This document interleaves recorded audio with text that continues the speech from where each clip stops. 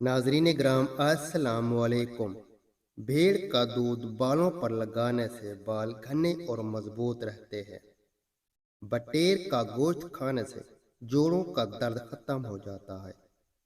गाय का दूध पीने से याददाश्त तेज होती है।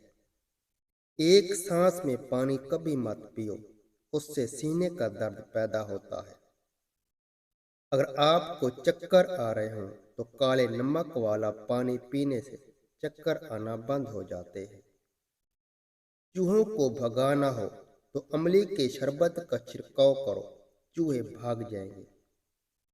जिस घर में मुर्गियां होती हैं उस घर में खारिश की बीमारी नहीं होती। सोते वक्त अपने पाँव के तलवे पर जैतून का तेल लगाते रहो, उससे याददाश्त तेज हो जाती है। जो खवातीन ज्यादा देर तक घुटनों के बल बैठकर काम करती हैं उन्हें फालिज का मर्द हो सकता है।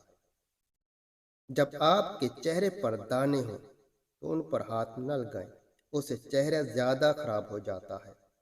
ब्यूटी प्रोडक्ट्स का बहुत ज्यादा इस्तेमाल चेहरे को बिगाड़ता है। अगर आपको बवासीर है तो आप ज्यादा से ज्यादा अमरूद खाएं।